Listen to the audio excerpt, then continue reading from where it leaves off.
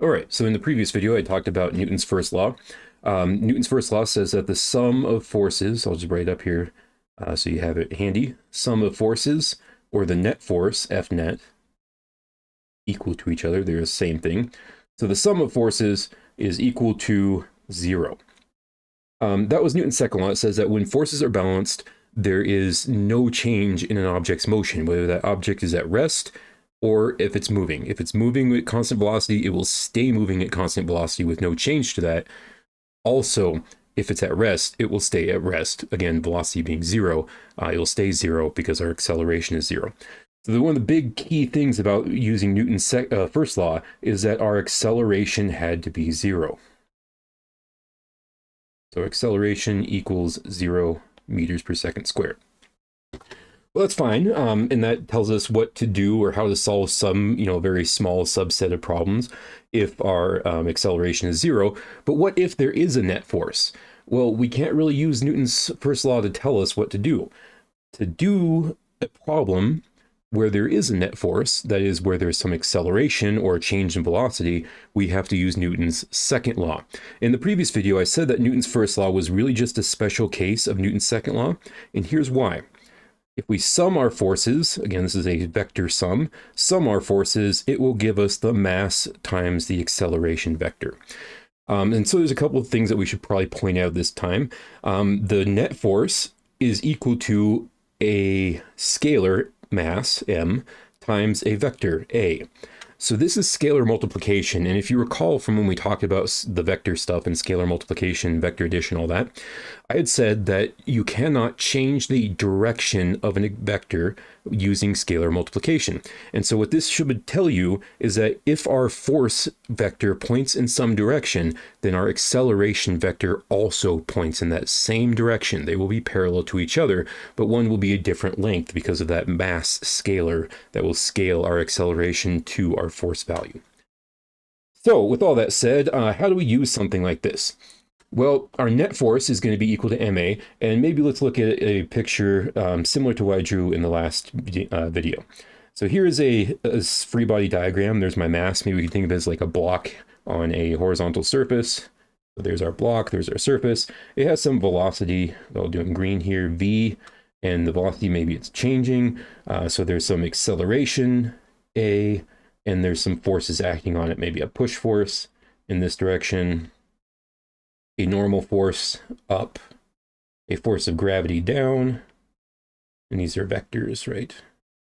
And then maybe we'll have friction because this is a rough surface or something, some kinetic friction because we're sliding. Now you can look at the size of these arrows and you can pretty clearly see that these arrows are not going to balance each other out horizontally. So our gravity vector, our normal force vector, which points up, and our gravity vector, which point down, those are for sure going to be equal to each other in magnitude, but opposite in direction. However, this push force, F push, is much longer than how I drew the friction force, F sub k.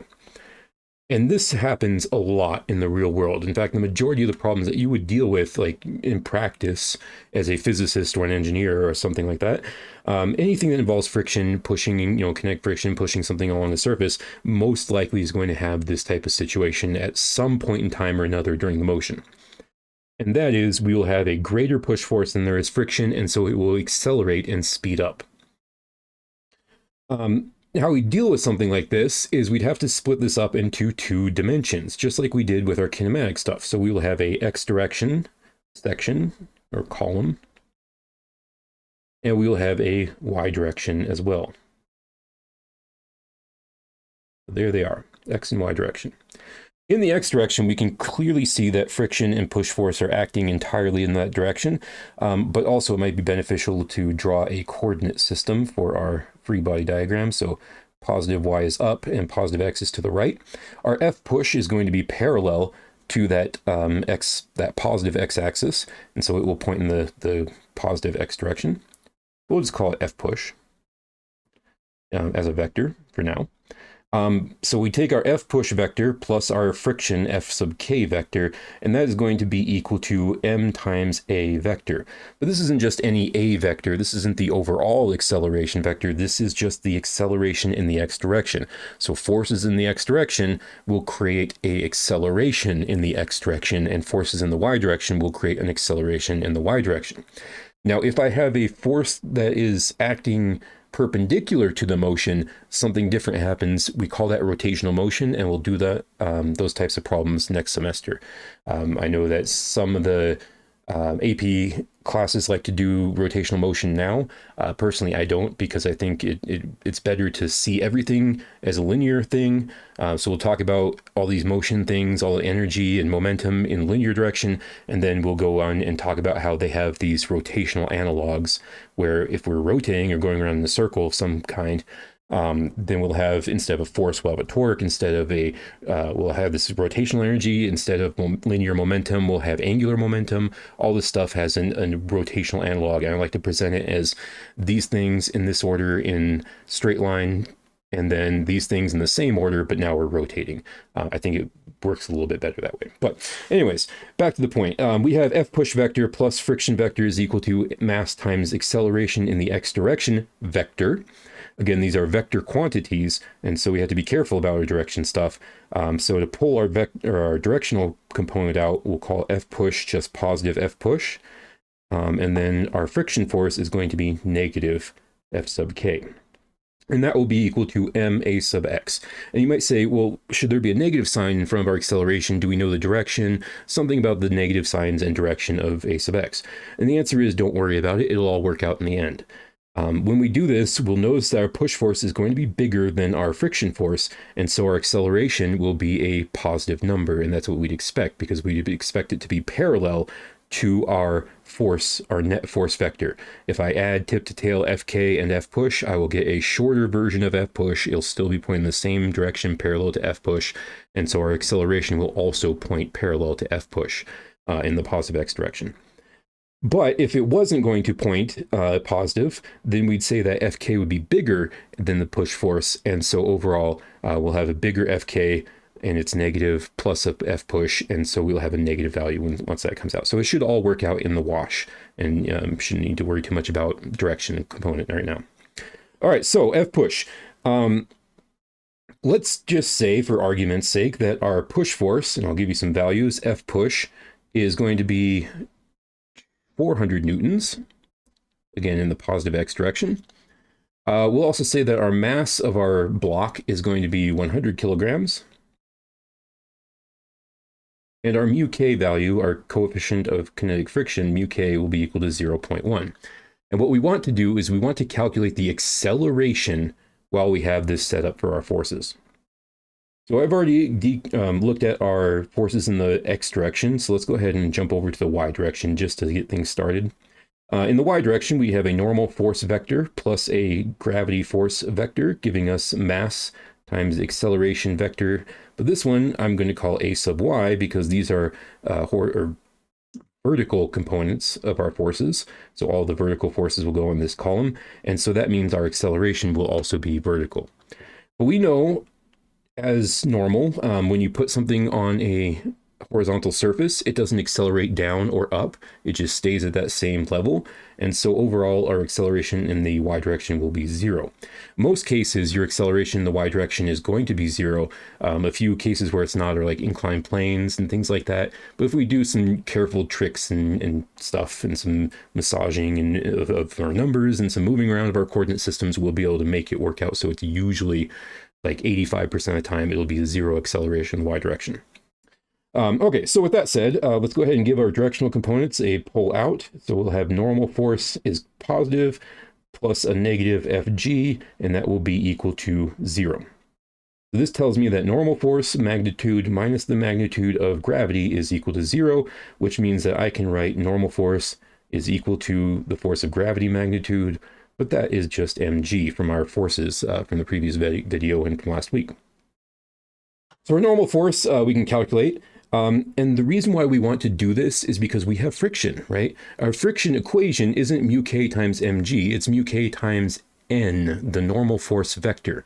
So things can change, and we'll get to that eventually, but not today. And it's important to realize that this is the normal force vector. And so it's not always mg. It could be like mg sine theta. It could be mg minus m2 times g. It could be a couple other different things. But as long as you keep it as normal force and you draw a free body diagram and you carefully consider your forces, everything will work out just fine.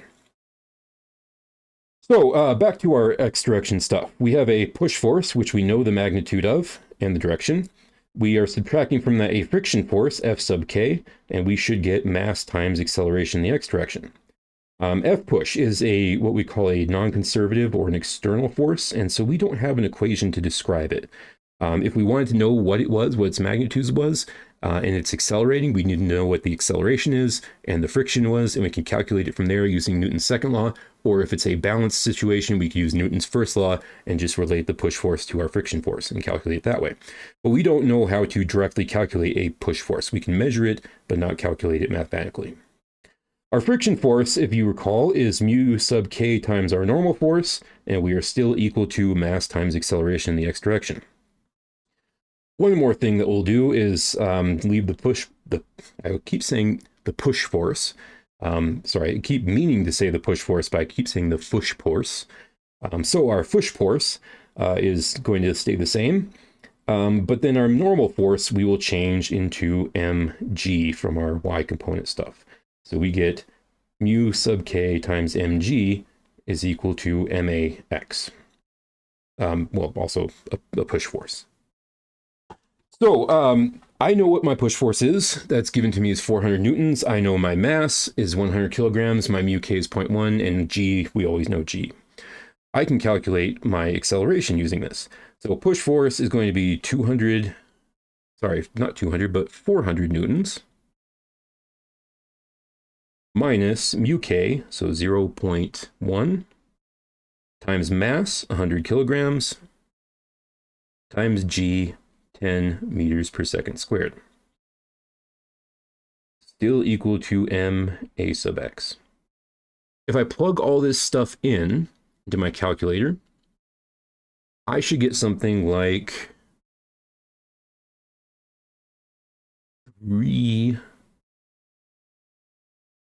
I should get something like 400 newtons minus, well, 0.1 times 10 is just 1, so we get 100 times 1, and the units are kilograms times meters over second squared, which is a newton. So our net force is going to be somewhere around 300 newtons in the positive direction. That's going to be equal to ma. And those are ma sub x's. But I know what mass is, and so I can write that 300 newtons divided by my mass is equal to my acceleration in the x direction. So my acceleration in the x direction is 300 newtons divided by 100 kilograms, or 3 newtons per kilogram. Going back to our dimensional analysis, we can look at our units of newtons, our kilograms, meters per second squared. That's on top, and then we divide that by kilograms.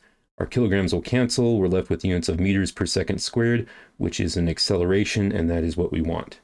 So our final result for our acceleration in the x direction is 3 meters per second squared. So this is a lot of how we do these Newton's second law problems. We set these things up. We have to draw a free body diagram, and we go from there.